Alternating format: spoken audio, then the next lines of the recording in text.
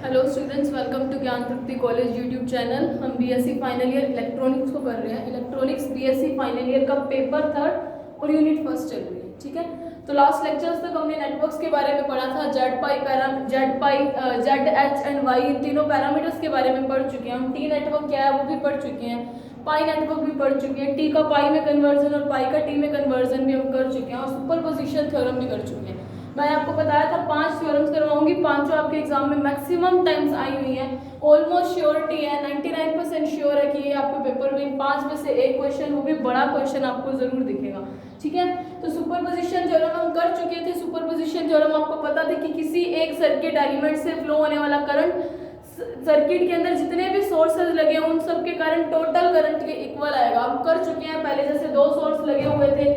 ठीक है, ज्यादातर हम कॉम्प्लिकेटेड नेटवर्क के लिए टी नेटवर्क लेंगे, क्योंकि अपने को पता है टी नेटवर्क भी एक कॉम्प्लिकेटेड ही नेटवर्क था। उनको भी हमने सोल्व किया था सिंप्लीफाई करने के लिए। इन सभी इंपीडेंसेस की वैल्यू भी कितनी मुश्किल से निकाली थी। ठीक है, तो ज्यादातर इसीलिए हम टी नेटवर्क लेंगे। पाई भी ले सकते हैं लेकिन टी नेटवर्क लेके ही किया जाता है ज्यादातर।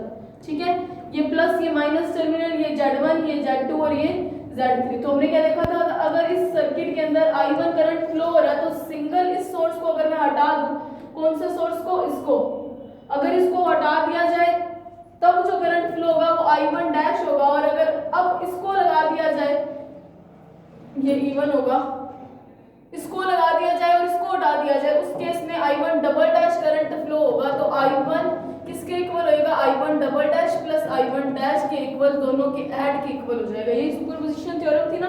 तो अपनी नेक्स्ट थ्योरम पे चलते हैं। आज जो थ्योरम करेंगे अपने, उसका नाम है थेवेनिन थ्योरम। ठीक है, ये भी मोस्ट इंपॉर्टेंट है।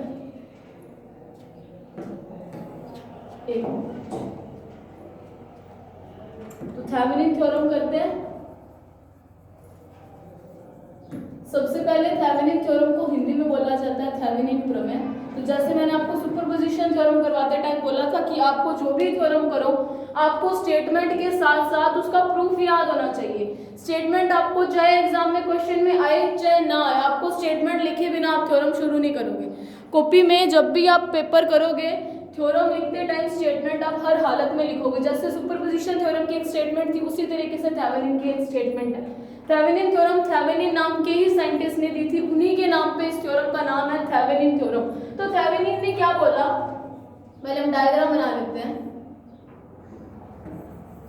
देखो, स्टेटमेंट याद रखना आपके लिए मोस्ट इंपोर्टेंट है। विदाउट स्टेटमेंट आप कोई भी थ्योरम नहीं कर पाओगे, और स्टेटमेंट लिखोगे नहीं तो आपको नंबर भी नहीं मिलेंगे। देखो, ये थेवेनिन ने एक सर्किट माना था कि यहाँ पे कोई सोर्स लगा हुआ है E, ठीक है, और ये है कोई ZS, ये है Z1, ये है Z2 और ये है Z3, यानी कि एक टी नेटवर्क है। अगर हम देखें, नॉर्मली देखें तो एक टी नेटवर्क है हमारे पास। और यहाँ पे एक सेकेंड,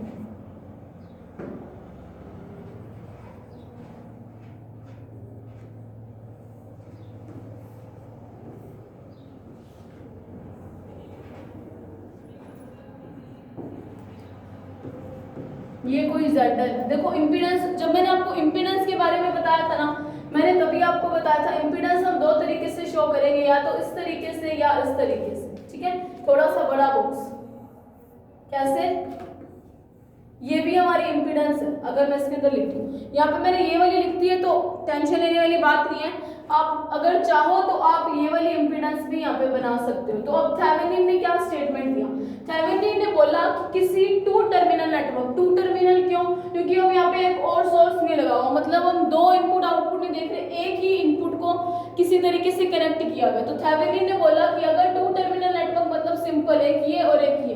ठीक है, 4 टर्मिनल तब होता है जब हम 2 सोर्स लगाते हैं। ठीक है, तो थेवेनिन ने बोला कि अगर किसी 2 टर्मिनल नेटवर्क में काफी सारी क्या लगी हुई है, प्रतिबाधाएं लगी हुई हैं। ये प्रतिबाधाएं लगी है ना काफी सारी, Z1, Z2, Z3, ZS, ZL। सबसे पहले तो ZS है क्या, सोर्स की इंटरनल इंपीडेंस। ठीक है, ये जो सोर्स लगाया, आइडियल केस लेके चलेंगे तब हम इंटरनल इंपीडेंस को 0 रखेंगे, लेकिन जब तक हम आइडियल केस नहीं लेते तब हमें सोर्स की इंपीडेंस कुछ ना कुछ लगानी पड़ेगी। और वास्तव में किसी भी सोर्स की इंपीडेंस या रेजिस्टेंस 0 हो, ऐसा कोई सोर्स आज तक बन ही नहीं पाया कि इंटरनल रेजिस्टेंस ही 0, किसी ना किसी तरीके से किसी ना तरीके से, जैसे करंट हो, वोल्टेज उसका लॉस होगा, चाहे वो वायर गर्म क्यों ना हो जाए। इलेक्ट्रॉनिक्स में आप देखते हो कोई भी सर्किट होता है तो आप चार्जर भी लगाते हो फोन का, तो वो चार्जर का अडप्टर गर्म होने लग जाता है। उसका रीजन उसकी इंटरनल इम्पीडेंस होती है या इंटरनल रेजिस्टेंस होती है। उस रेजिस्टेंस के कारण ही जो करंट की अपोज में जो फोर्स काम कर रहा है, जो रेजिस्टेंस उसको करंट के अपोज करने की ट्राई कर रहा है, वही जो अपोजेंस होती है वो एज अ हीट हमें शो मिलती है, ठीक है, एज अ हीट प्रोड्यूस होती है, ठीक है। तो ये कोई सोर्स है, उसमें क्या बोला था मैंने कि किसी टू टर्मिनल नेटवर्क में कोई एक सोर्स लगा हुआ, ठीक है, और उसमें काफी सारी रैखिक प्रतिबाधाएं जुड़ी हुई हैं। थ्योरी आपको ऐसे याद करनी है, किसी टू टर्मिनल नेटवर्क में काफी सारी रैखिक प्रतिबाधाएं जुड़ी हुई हैं, तो उस नेटवर्क को सिंप्लीफाई करने के लिए अपने पता है क्या कर सकते हैं, जो सोर्स होगा उसको ई इक्विवेलेंट सोर्स से बदल दो, और जो रेजिस्टेंस होंगे उसको जेड इक्विवेलेंट से बदल दो, और फिर जो जेड लोड होगा उसको तो एज इट इज ही रखना होता है, क्योंकि हम आउटपुट तो लोड पे ही लेते हैं ना। तो उसने क्या बोला, जितनी भी बैटरी सोर्स लगाओ उसको उसके इक्विवेलेंट वोल्टेज से कन्वर्ट कर दो, और जितनी भी लीनियर इंपीडेंसेस जुड़ी हुई हैं, ये वाली Z1, Z2 और Z3, मतलब लोड को छोड़ के बाकी सभी लीनियर इंपीडेंस को इक्विवेलेंट इंपीडेंस से बदल दो, या रिजल्टेंट इक्विवेलेंट आप बोलते हो, रिजल्टेंट प्रतिरोध निकालो, उसी तरीके से यहाँ पे रिजल्टेंट इंपीडेंस है उससे बदल सकते हैं। तो कैसे बदल सकते हैं, इसने बोला लोड पे जो भी कोई करंट आएगा, यहाँ पे हम लोड है तो अपने मान लेते हैं IL करंट आएगा, ठीक है। अब इस सर्किट के कारण IL करंट और इस सर्किट में बहने वाला IL करंट वो क्या होगा, सेम आना चाहिए। कैसे सेम आएगा अपने प्रूफ करेंगे। अपने मान लेते हैं कि ये जो ई इक्विवेलेंट है इसमें से कोई करंट आ रहा है, ठीक है, इसमें से IS करंट आ रहा है इस सोर्स से। अपने को प्रूफ क्या करना है, थेवेनिन ने बोला कि अगर कोई ऐसा सर्किट हो जिसके अंदर काफी सारे लीनियर इंपीडेंसेस लगे हो, तो उस लीनियर इंपीडेंस को उसकी रिजल्टेंट या इक्विवेलेंट इंपीडेंस से बदल सकते हैं। तो अपने देखेंगे कहाँ पे, हम तो आउटपुट मैच करते हैं ना, तो अपने ने मान लिया कि इस वाले सोर्स में जब इंपीडेंस से बदला नहीं था, उस केस में मान लिया सोर्स से एस यानी सोर्स को शो कर रहा है, सोर्स से कोई IS करंट आया यहाँ पे क्या नोड आई, जहाँ पे दो ब्रांचेस मिलती है तो नोड पे करंट डिवाइड होगा, कुछ पार्ट करंट का यहाँ आएगा, कुछ यहाँ जाएगा, ठीक है। तो यहाँ पे जो जाएगा मैंने मान लिया IL करंट जा रहा है, और इधर जो करंट आ रहा है तो वो कितना होगा, IS minus IL he current आएगा ना Z3 में। तो अब अगर थेवेनिन की बात सही है कि ऐसे सर्किट को ऐसे सर्किट में बदला जा सकता है, तो फिर ये वाला जो IL करंट अपने को आउटपुट में मिल रहा है, और ये वाला जो IL करंट अपने को यहाँ पे आउटपुट में मिलेगा, वो दोनों क्या आने चाहिए, सेम होने चाहिए, है ना। तो इस नेटवर्क को देख के तो मैं अपने अभी IL निकाल सकते हैं कि IL की वैल्यू क्या आएगी। सबसे पहले स्टेटमेंट अब आपको समझ आ गया होगा कि किसी टू टर्मिनल नेटवर्क जिसके अंदर काफी सारी लीनियर इंपीडेंसेस जुड़ी हुई हैं, तो उस नेटवर्क को हम एक ऐसे परिपथ में बदल सकते हैं जिसके अंदर एक Z इक्विवेलेंट और E इक्विवेलेंट यानी सोर्स की ऐसी वोल्टेज लगी हुई है जो इन सब में से जितनी बहनी थी उतनी वोल्टेज लगा दी, तो लोड पे मिलने वाला करंट दोनों केस में इक्वल होना चाहिए। अगर थेवेनिन की बात सही है तो यहाँ पे मिलने वाला करंट और यहाँ पे इस ZL पे मिलने वाला करंट सेम होना चाहिए। इस डायग्राम को देख के तो अपने IL अभी फाइंड आउट कर सकते हैं ना IL क्या होती है, क्योंकि अपने को पता है V is equals to IR, Ohm's law, है ना। अगर ओम का लॉ ये है तो I यहाँ से क्या आएगा, V बाय R, वही आएगा। R जब अपने सिर्फ रेजिस्टेंस लगाते हैं, यहाँ पे हम इम्पीडेंसेस लगा चुके हैं तो इम्पीडेंस लिख दूंगी, तो IL मुझे आउटपुट करंट देखना है इस लोड पे, तो IL की वैल्यू क्या आएगी, सबसे पहले जो वोल्टेज है वो कितनी है, E इक्विवेलेंट, है ना। अब ये देखो ZS और ZL दोनों आपस में किस कॉम्बिनेशन में पड़े हैं, सीरीज में, तो इसकी वैल्यू क्या आएगी, Z इक्विवेलेंट प्लस ZL की, ये किसकी वैल्यू आई, IL की वैल्यू है। अब अपने को फाइंड आउट करना क्या है, अपने ये लेके चलेंगे और इससे भी अपने लोड निकालेंगे IL करंट, और दोनों को मैच करेंगे। अगर दोनों मैच करेंगे मतलब थेवेनिन का स्टेटमेंट सही है, तो हम अपने थेवेनिन की थ्योरम पे चलते हैं। इसको पहले सॉल्व करूंगी, पूरा IL निकालेंगे, फिर इससे IL निकालेंगे, और दोनों इक्वेशंस आपस में सेम आनी चाहिए, क्योंकि थेवेनिन के अकॉर्डिंग अगर किसी सर्किट को इस तरीके से रिप्लेस कर सकते हैं तो दोनों की लोड करंट एक जैसी आएगी, तभी रिप्लेस कर सकते हैं अपने, है ना। तो देखो अब अपने इस सर्किट को लेके चलते हैं, मैं इसको नेक्स्ट स्लाइड पे बनाती हूँ सर्किट को, सिर्फ इसी को, ठीक है। ये जो थेवेनिन ने बोला, ये सोर्स लगा हुआ है, सॉरी ZS लगा हुआ है यानी कि इंटरनल इंपीडेंस, और ये मेरा सोर्स लगा हुआ है, ये Z1, ये Z3। ज्यादातर कॉम्प्लिकेटेड नेटवर्क में हम T3 ही लेते हैं, ठीक है।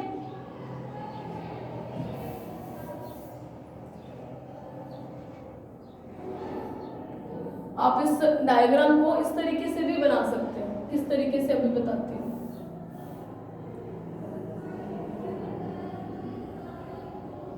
ये ZL है, ये A टर्मिनल है, ये B टर्मिनल है, ये Z2 है, ये Z3 है और ये Z1 इम्पीडेंस है। ठीक है, यहाँ से कोई करंट आ रहा है IS, ये करंट आएगा नोड पे डिवाइड होगा। इधर मान लिया अगर IL गया तो इधर जो करंट आएगा वो इतना आएगा IS माइनस IL। आपको इतना तो पता ही है।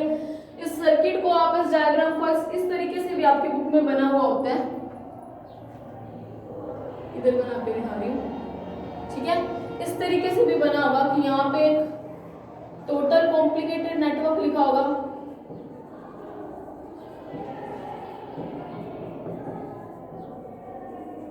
और यहां से सीधा ही लोड दिखा दिया गया होगा। ये A टर्मिनल, ये B टर्मिनल, यहाँ पे IL करंट दिखाया होगा। किससे इसको बदला जा सकता है? एक ऐसे सर्किट में जहाँ पे क्या हो, एक E इक्विवेलेंट जुड़ा हो, एक Z इक्विवेलेंट जुड़ा हो और एक क्या जुड़ा हो हमारे पास, लोड टर्मिनल्स जुड़े हो। ठीक है, ZL ऐसे सोर्स से भी बदला जा सकता है। ठीक है, यहाँ पे E इक्विवेलेंट लिख देंगे, ये भी बनाओगे वो भी बनाओगे, दोनों बनाने पड़ेंगे। ठीक है, अब अपने थ्योरम को पहले सॉल्व करते हैं। आप इसको कोई दे देना, इसको दे लेना, जैसे यहाँ पे इसको दे लेना फिगर 1, इसको दे लो फिगर 2। ठीक है, तो फिगर 1 से फ्रॉम फिगर 1, मैं यहाँ पे सिर्फ फिगर 1 लिख रही हूँ। आप अगर नोटबुक पे नोट्स बना रहे हो तो फ्रॉम फिगर 1 लिखना। ठीक है, तो यहाँ पे मेरा E कोई सोर्स लगा हुआ है, ये प्लस टर्मिनल, ये माइनस टर्मिनल, ZL आ रही है करंट। तो मुझे क्या निकालना है, पहले मैं सोर्स करंट निकाल लेती हूँ, फिर IL निकालूंगी। क्यों ये स्टेप्स कर रहे हैं आपको समझ आ जाएगा। मैंने क्या बताया था, मैं इस नेटवर्क के लिए किसी IL की वैल्यू निकालूंगी और इस नेटवर्क के लिए IL की वैल्यू निकालूंगी। दोनों मैच करनी चाहिए। अगर मैच करेंगे तो थेवेनिन का स्टेटमेंट सही है, और अगर मैच नहीं करते तो थेवेनिन का स्टेटमेंट क्या है, गलत है। तो पहले मैं IS निकाल लेती हूँ, सोर्स करंट IS निकालना। मुझे IS नहीं पता क्या है। अब IS निकालने के लिए सबसे पहले तो मुझे पता है ओम्स लॉ क्या होता है, I = V/R हो जाएगा, है ना। तो मुझे सबसे पहले तो टोटल R निकालना, टोटल रेजिस्टेंस कितना होगा। मुझे अगर R निकालना हो, R यहाँ पे टोटल रेजिस्टेंस है, मैं इम्पीडेंस से बात करने अपने इम्पीडेंस को कनेक्ट किया तो हम टोटल इम्पीडेंस निकालेंगे। ठीक है, तो यहाँ से देखो ये ZL और ये Z2, ये दोनों तो आपस में कैसे हैं, सीरीज में है। सीरीज में है ना ZL एंड Z2। जब सीरीज में होंगे ना, मैं हमेशा ZL प्लस Z2 लिख दूंगी, क्योंकि सीरीज में दोनों इम्पीडेंस या रेजिस्टेंस जुड़ते हैं। ZL और Z2 कैसे है, सीरीज में। अब आगे ब्रांच में डिवाइड हो गया, और अगर मैं देखूं तो ये किसके पैरेलल में आ गया, Z3 के पैरेलल में आया। तो Z2 प्लस ZL किसके पैरेलल में है, Z3 के। अगर इसके पैरेलल में है तो मुझे पता चल रहा है, इसको मैं सीधा ऐसे लिख सकती हूँ। अब ये मैंने इतनी बार ये चीज बता दी है कि अब मेरे को लगता है बार बार बताने की जरूरत ही नहीं आपको कि मैंने ये कैसे लिखा। ठीक है, और अगर आपको ना पता हो तो आप लास्ट लेक्चर्स को देखना, हम कर चुके हैं। ठीक है, उसके बाद देखो ये Z2 और Z1 दोनों मेरे पास एक ही वायर से कनेक्टेड है, तो मतलब ये दोनों आपस में कैसे हैं, सीरीज में है। Z1 प्लस ZS ये दोनों भी कैसे हैं, आपस में सीरीज में। अगर ये भी सीरीज में है, इन सबको भी मैंने सॉल्व कर दिया, ये एक ऐसे नहीं बन गए, यानी कि ये नेटवर्क ऐसा बन गया, ये Z2 Z1 प्लस ZS दोनों सीरीज को सॉल्व कर दिया। ये दोनों मेरे पास ऑलरेडी एक सीरीज में पड़े थे, कौन से, Z2 प्लस ZL। अब ये किसके पैरेलल में थे, Z3 के। अब मैंने इसको भी सॉल्व कर दिया, क्या बना दिया, Z3 into Z2 plus ZL over में Z3 plus Z2 plus ZL, इतना आ गया। अब ये भी सब आपस में सॉल्व हो गए, तो इसका मतलब क्या हुआ, मैं इसको इस तरीके से ही बनाऊंगी ना, ये Z3 into Z2 plus ZL over में Z2 plus Z3 plus ZL and so on Z2 1 plus ZS आ गया। मतलब अब ये आपस में कैसे हो गए, सीरीज में हो गए। तो जो मुझे टोटल इंपीडेंस निकालना, तो मुझे पता चल रहा है ये अब ये भी सीरीज में है किसके, इसके। तो ऐसे बन जाएगा Z3 into Z2 plus ZL over में Z2 plus Z3 plus ZL बन गया। तो मैं नेक्स्ट स्लाइड पे डायरेक्टली IS की वैल्यू लिख देती हूँ। ठीक है, मेरे पास IS की वैल्यू कितनी आई, सोर्स कैसे लगा हुआ, जिसकी वोल्टेज कितनी है, E है। अभी E इक्विवेलेंट से बदला नहीं, इक्विवेलेंट में तो नॉर्टन थ्योरम के अकॉर्डिंग बदलूंगी। मैंने एक टोटल रेजिस्टेंस निकालना सिखाया आपको, टोटल रेजिस्टेंस आया वो, तो IS की वैल्यू क्या आएगी, E upon Z1 plus ZS किसके सीरीज में है, Z3 into Z2 plus Z L over में Z2 plus Z3 plus ZL, इसको दे लेना इक्वेशन नंबर 1। मुझे चाहिए क्या, थेवेनिन के अकॉर्डिंग तो लोड करंट दोनों आपस में इक्वल होंगे, है ना, यहाँ वाला ZL से फ्लो होने वाला करंट और यहाँ वाला ZL से फ्लो होने वाला करंट। मुझे लोड करंट इक्वल चाहिए, तो मैं लोड पे करंट के लिए मैं क्या लगाऊंगी, करंट डिवाइडर लॉ लगाऊंगी। तो करंट डिवाइडर लॉ क्या था, अपने यहाँ पे डायग्राम बना, मैं यहीं पे आपको बना के दिखाती हूँ करंट डिवाइडर लॉ क्या होता है। मुझे कौन सा करंट चाहिए, IL चाहिए। तो IL फाइंड आउट करने के लिए अपने क्या कर सकते हैं, देखो अब अपने क्या करते हैं, करंट डिवाइडर लॉ लगाते हैं। सबसे पहले आपको ये बात पता है कि अगर यहाँ पे जितना वोल्टेज ड्रॉप आएगा उतना ही वोल्टेज ड्रॉप इस लेंथ पे भी आता है, मतलब जब वायर्स आपस में पैरेलल हो तो दोनों पे वोल्टेज ड्रॉप सेम आता है। मैं करंट वोल्टेज लॉ लगाऊं, वोल्टेज ड्रॉप क्या आएगा, V, यानी कि वोल्टेज ड्रॉप V है, V is equals to I into R होगा। अब यहाँ पे E है तो E into I into Z हो जाएगा, क्योंकि मेरी Z इम्पीडेंसेस है, ठीक है, तो I इंटू Z हो जाएगा। अब मैं वोल्टेज ड्रॉप लगाती हूँ, कैसे वोल्टेज ड्रॉप लगाया, जितना वोल्टेज ड्रॉप इस वायर पे होगा ना सेम लेंथ वाली, उसके पैरेलल यानी सामने वाली वायर पे उतना ही वोल्टेज ड्रॉप हुआ होता है। तो I इंटू Z है, तो मुझे पता है ये सेम वोल्टेज ड्रॉप की कंडीशन है, तो I इंटू Z होता है। अब Z3 में से तो करंट कौन सा जा रहा है, IS माइनस IL इंटू में Z3 में से जा रहा है। अब इसके पैरेलल ये है, IL करंट आ रहा है, IL करंट किन किन रेजिस्टेंस से होकर जा रहा है, Z2 और ZL से, तो ये कौन सा करंट है, IL, वह किन किन में से रहा है, Z2 प्लस ZL में से। देखो जब भी आपको वोल्टेज इक्वल की कंडीशन लगानी है, कोई भी आप नोड उठा लो, जैसे ये उठाई तो इसमें से जो भी करंट जा रहा है, अगर यहाँ पे कोई और भी यहाँ पे जुड़ा होता ना, Z4 जुड़ा होता तो मैं यहाँ पे Z4 भी लिखती।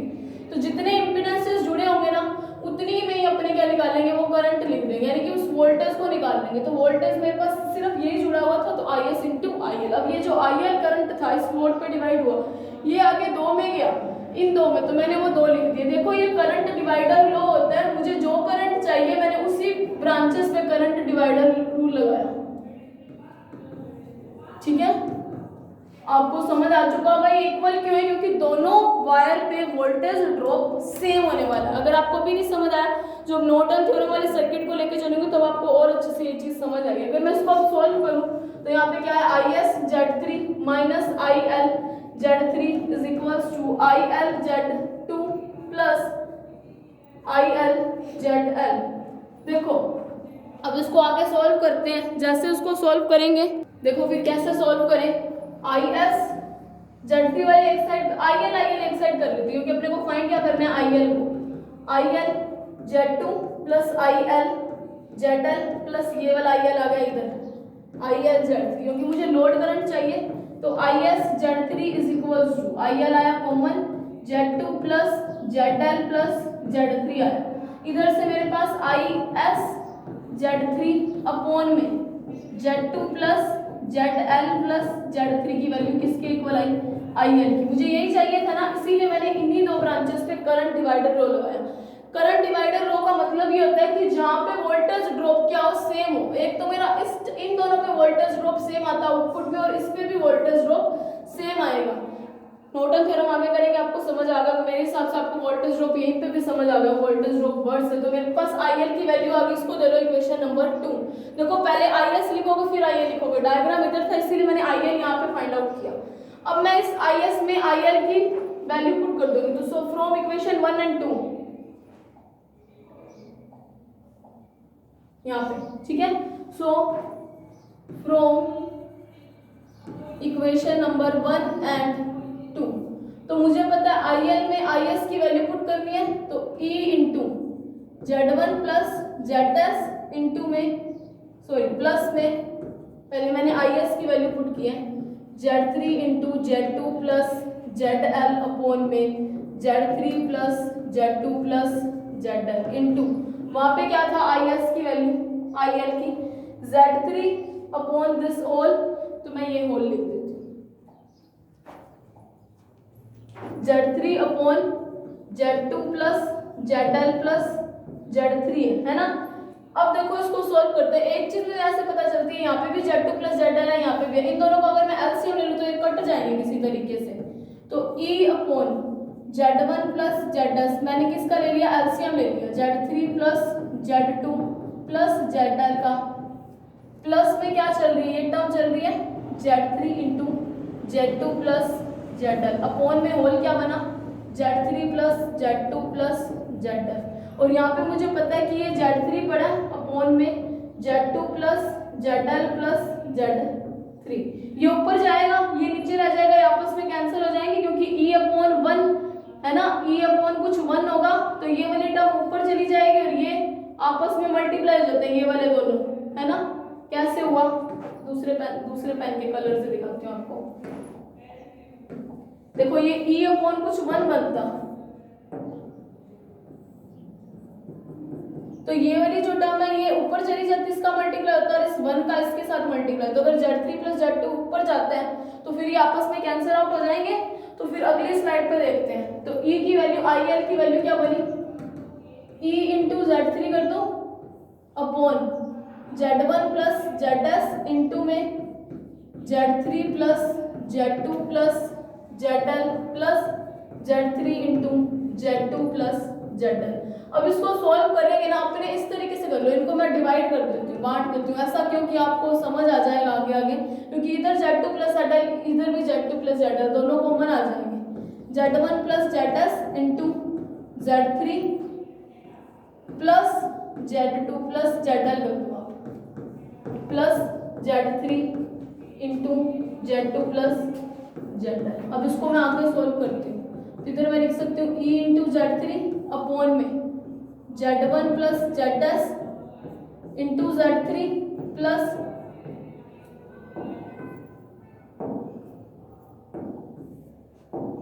Z1 plus ZS into Z2 plus ZL plus Z3 into Z2 plus ZL। ठीक है, समझ आया होगा। इसका इस पूरी टर्म का पहले इसके साथ मल्टीप्लाई किया फिर इसके साथ करके लिख दिया, बात तो वही आएगी ना। तो आगे देखते हैं, E into Z3 upon Z1 plus ZS into Z3।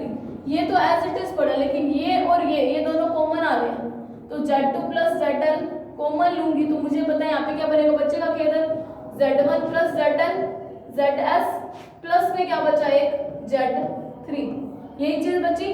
तो अब इसको मैं क्या करती हूँ आगे सोल्व करते हैं। आगे इसको सोल्व करने के स्टेप्स आप ध्यान रखना, इसी तरीके से सोल्व करोगे तभी आगे मैच करेगा, अदरवाइज मैच नहीं करेगा। ठीक है, ये Z, अब मैं क्या करती हूँ इस पूरी इक्वेशन में इसको कॉमन ले लेती हूँ, Z1 plus Z3 plus ZL। अगर मैं कॉमन लूँ तो मुझे पता है इस वाली टर्म में Z1 प्लस ZS इंटू में क्या पड़ा है कि Z3, यहाँ पे Z1 plus Z3 plus ZL यानी तो वो डिवाइड में चला जाएगा, प्लस बचा क्या सिर्फ ये टर्म, तो ये ब्रैकेट लगा दो। ठीक है, इसको कोई इक्वेशन नंबर दे लो, चलो छोड़ो अगली स्टेप में लिखती हूँ इक्वेशन को। देखो ये करने का तरीका ऐसा ही क्यों किया, आपको जब मैं IS निकालूंगी आपको समझ आ जाएगा। E इंटू Z3 अपॉन में मैंने क्या कर दिया Z1 plus Z3 plus ZL upon Z3, मैंने इसको ऊपर लिख दिया। ठीक है, इसके ऊपर में चला जाए कोई फर्क तो नहीं पड़ेगा। Z1 plus ZS upon Z1 plus Z3 plus ZL plus Z2 plus ZL, ये चीज बची है। ठीक है, इसको दे लो इक्वेशन नंबर 3। तो यहाँ तक तो अपने आपको समझ आ गया होगा मैंने क्या किया, सिर्फ सिंपल मैंने सोल्व किया और सोल्व करके। अच्छा, अगर इस इक्वेशन को देखें ना तो यहाँ पे एक चीज गलती हो गई है। इधर देखो यहाँ पे क्या था Z1 plus ZS plus Z3, यहाँ पे नोट डाउन करते टाइम मैंने Z1 plus ZS plus ZL लिख दिया, ये चीज गलत हो गई है। अगर आप मेरे साथ साथ नोटबुक में कर रहे हो तो आपने इस गलती को कैच कर लिया होगा कि इधर Z1 plus ZS plus Z3 था और यहाँ पे कॉमन लिया तो मैंने ZS लिख दिया, ZL लिख दिया, जबकि यहाँ पे क्या आना था ZS। तो ZS लिखते टाइम फिर यहाँ पे भी ZS हो जाएगा और इधर भी ZS जाएगा और यहाँ पे भी ZS रह जाएगा, है ना। ठीक है, इतना आपको समझ आ गया, कुछ खास गलत नहीं हुआ था।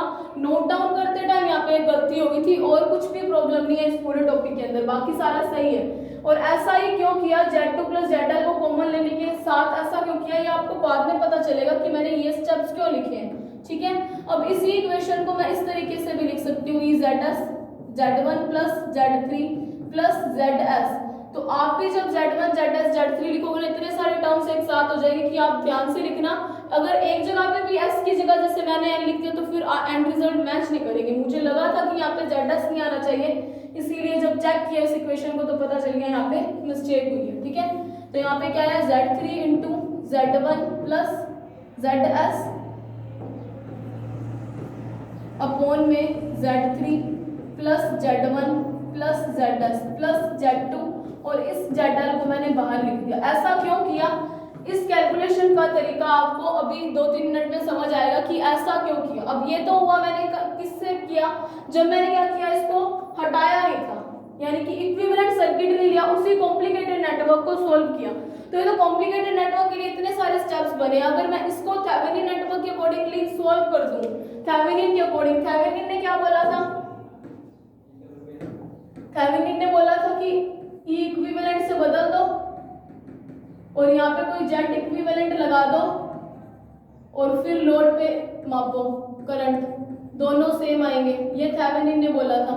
ये B टर्मिनल, ये A टर्मिनल, यहाँ पे IL करंट, इधर ये वाला IL करंट जो इस सर्किट में और ये वाला IL करंट, ये IL ही था ना मेरा, ये दोनों सेम आने चाहिए। अब कैसे सेम आएंगे? इस इक्वेशन को और इसको सॉल्व करने पे सेम आए तो ठीक है। तो नॉर्टन ने थेवेनिन ने इस नेटवर्क को सॉल्व करने के लिए दो चीजें अज्यूम की थी। जैसे जैसे थ्योरम्स आगे आगे बढ़ेंगे ना, आपको समझ आएगा कि हर एक जो भी साइंटिस्ट होगा वो उसको अज्यूम करते टाइम अपना अलग ही मेथड निकालेगा। तो नॉर्टन ने बोला जब आपको Z इक्विवेलेंट निकालना है तब आपको क्या करना है, और जब आपको E इक्विवेलेंट करना है तब आपको क्या करना है। अगर आपने थेवेनिन थ्योरम अच्छे से समझ ली तो नेक्स्ट लेक्चर में आपको मैं नॉर्टन थ्योरम करवाऊंगी, वो आपको और भी अच्छे से समझ आएगी। तो ये चीजें अब आपको याद रखनी है कि थेवेनिन ने बोला जब आपको Z इक्विवेलेंट निकालना है तो AB टर्मिनल क्या कर दो, ओपन कर दो, AB टर्मिनल ओपन कर दो। साथ में जो सोर्स है E, सोर्स को हटा दो, सोर्स को हटा दो, किससे, उसकी इंटरनल इंपीडेंस से बदल दो। सोर्स को हटा के उसकी इंटरनल इंपीडेंस लगा दो। ये चीजें इसी तरीके से आपको याद रखनी पड़ेगी क्योंकि थेवेनिन ने अपने सर्किट को सोल्व इसी तरीके से किया था। तो थेवेनिन ने बोला जब भी आपको Z इक्विवेलेंट निकालना हो तो AB टर्मिनल जो ये थे इनको ओपन कर दो, मतलब ऐसे रख दो। ठीक है, कोई वायर ना लगाओ, सब कुछ हटा दो। साथ में क्या करो, जो सोर्स लगा हुआ था उसको भी हटा दो, उसकी सोर्स को उसकी इंटरनल इंपीडेंस के साथ बदल दो। जब आपको E इक्विवेलेंट निकालना है तब आपको क्या करना होगा, तब भी AB टर्मिनल को ओपन करना होगा। अब जब मैं आपको नॉर्टन करवाऊंगी ना तब उसकी इसके साथ काफी सारी सिमिलरिटीज हैं, तो आपको समझ आएगा। सबसे पहले तो आप ये चीज अपने नोटबुक में लिखना है, थेवेनिन ने माना था कि इसी तरीके से निकालोगे, Z इक्विवेलेंट निकालते टाइम AB टर्मिनल को ओपन करना, साथ में सोर्स E को हटा के उसको उसकी इंटरनल इंपीडेंस के साथ बदल देना, और E इक्विवेलेंट निकालते टाइम भी AB टर्मिनल कैसा रखना है, ओपन रखना है। तो ये 2-3 चीजें आपको याद रखनी पड़ेंगी। तो फिर अगर अपने इसको ओपन रखना है तो उसको मैं निकालती हूँ। तो जैसे Z इक्विवेलेंट बोला ऐसे लिखना for Z equivalent. Z equivalent निकालने के लिए हम क्या करेंगे, सोर्स हटा दो, हटा दिया, उसको उसकी इंटरनल इंपीडेंस से बदल दो, बदल दिया। कॉम्प्लिकेटेड नेटवर्क था वो एज इट इज लिख दिया, मतलब इन्हीं का सबका सम लगाना है ना। AB टर्मिनल को कैसा करना है, ओपन छोड़ना है, मतलब छोड़ दिया मैंने, ये Z1, ये Z2 और ये Z3। तो अब इसको क्या करते हैं, सोल्व करते हैं। जब इसको सोल्व करेंगे तो मुझे यहाँ से भी पता चल रहा है ZS प्लस Z1 दोनों आपस में कैसे हैं, सीरीज में, ZS Z1 सीरीज। जब आपको इसको ओपन करोगे ना तो सामने वाले टर्मिनल से मैच करोगे, ओपन टर्मिनल से आप इक्विवेलेंट नहीं फाइंड आउट करोगे। ठीक है, और अगर आगे देखूं ये दोनों सीरीज में है और किसके पैरेलल में है, इस Z3 के, तो ZS प्लस Z1 किसके पैरेलल है, Z3 के। अगर मैं इस चीज को सोल्व करूं तो मेरे पास क्या आएगा, Z3 into Z1 plus ZS upon Z3 plus Z1 plus ZS आया। अभी तक तो हम सिर्फ इतना टर्मिनल सोल्व कर चुके हैं। इसको मैंने किससे बदला, इससे, Z3 into Z1 plus ZS upon Z3 plus Z1 plus ZS। आगे क्या लगा हुआ, Z2। टर्मिनल कैसे है, ओपन है बाकी के, तो ठीक है। तो ये दोनों आपस में कैसे हैं, सीरीज में, तो मतलब ये ऐसे जुड़ जाएंगे। तो ये आई किसकी, Z इक्विवेलेंट की वैल्यू आप समझ चुके होंगे। अब मुझे नेक्स्ट स्टेप में क्या निकालनी है, E इक्विवेलेंट निकालनी है। फॉर E इक्विवेलेंट तो ई इक्विवेलेंट निकालने के लिए आप क्या करोगे, जैसा कि नोटन ने बोला था, ए बी टर्मिनल ओपन कर दो, ए बी टर्मिनल ओपन कर दिया। अब मैंने जेड इक्विवेलेंट निकाल लिया तो मैंने जेड इक्विवेलेंट लगा दिया, ठीक है। यहाँ पे क्या लिख दिया मैंने, E equivalent. A B terminal open छोड़ने थे ये, चलो छोड़ो इसको, अपने लगा ही रहने देते हैं। एक मिनट आप देखो,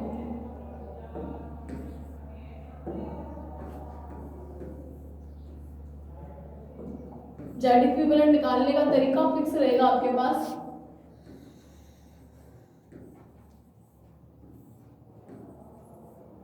ये ए बी टर्मिनल, ठीक है।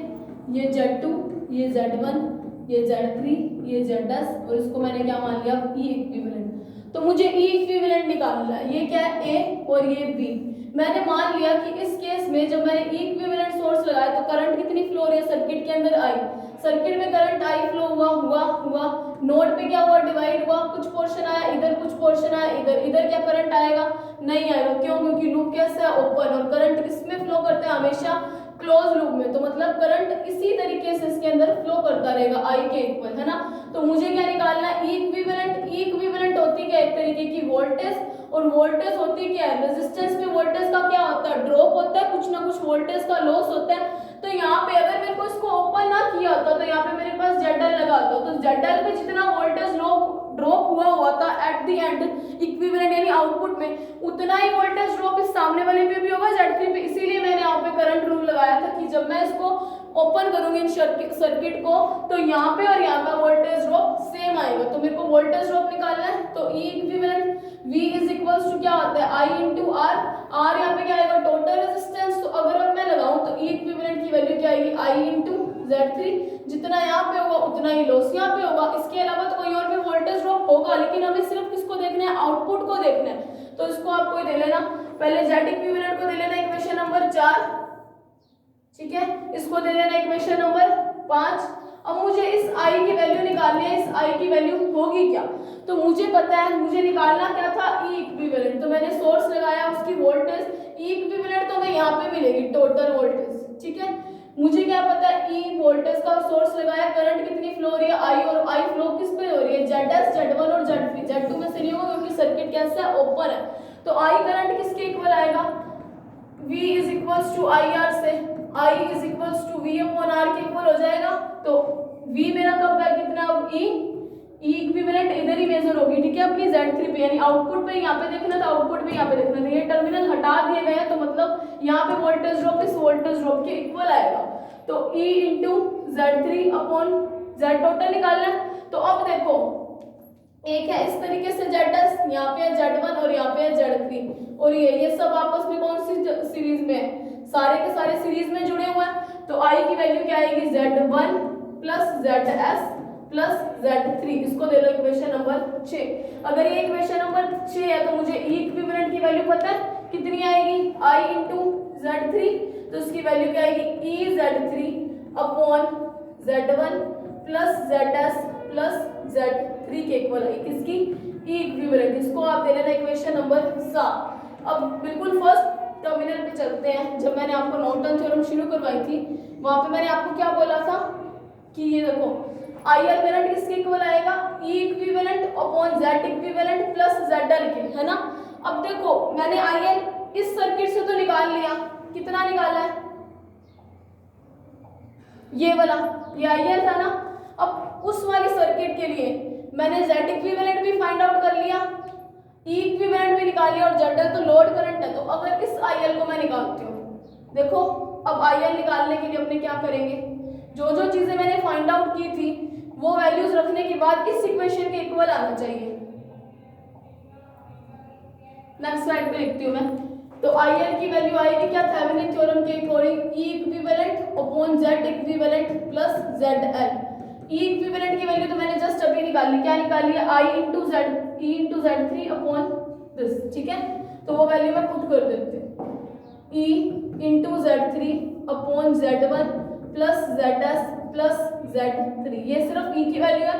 Z इक्विवेलेंट की वैल्यू इक्वेशन नंबर 4 में मैंने निकाल ली, Z3 इंटू वो वैल्यू मैं यहाँ पे पुट कर देती हूँ, Z3 into Z1 plus ZS upon Z3 plus Z1 plus ZS plus Z2 भी पढ़ा था इक्वेशन नंबर 4 में, प्लस क्या पढ़ा है ZL। अगर मैं अब यहाँ पे ब्रैकेट लगा दूं तो ये वाली मेरी इक्वेशन नंबर कितनी आई है 8 आई है। ये IL आई है कौन से नॉर्टन थ्योरम के सॉरी थेवेनिन थ्योरम के अकॉर्डिंग। तो थेवेनिन थ्योरम के अकॉर्डिंग ये आई है इसकी वैल्यू, आप उसको एक बार नोट डाउन करो। और एक ये वैल्यू इक्वेशन नंबर 3 की जो मैंने आपको यहाँ पे सोल्व कराई, तो ये दोनों वैल्यूज सेम है। So equation number 3 from equation 3 and 8 अपने क्या लिखते हैं IL is equals to IL, दोनों IL सेम है। इसका मतलब थेवेनिन ने जो बात बोली थी, देखो ये सेम आने के लिए इसको मैंने इस तरीके से सोल्व किया था, ये चीजें सेम आनी थी इसीलिए मैंने इसको थोड़ा सा ऐसे सोल्व करवाया था। आपको मैंने बोला था कि ये ऐसा क्यों किया, आपको ये बाद में समझ आएगा कि Z2 प्लस ZL को मैंने कॉमन लेने की ट्राई क्यों की। तो ये दोनों इक्वेशन सेम है, मतलब जैसा कि थेवेनिन ने बोला था कि ऐसे सर्किट को इसमें बदला जा सकता है, तो वो बदला है, इसीलिए दोनों करंट क्या आई है सेम आई है। तो मतलब थेवेनिन की थ्योरम प्रूफ हो चुकी है। तो इस वीडियो को आप अगर एक बार में ना समझ आए तो आप 2 बार देखना, आपको लेक्चर समझ आएगा। So that's it for today, thank you very much.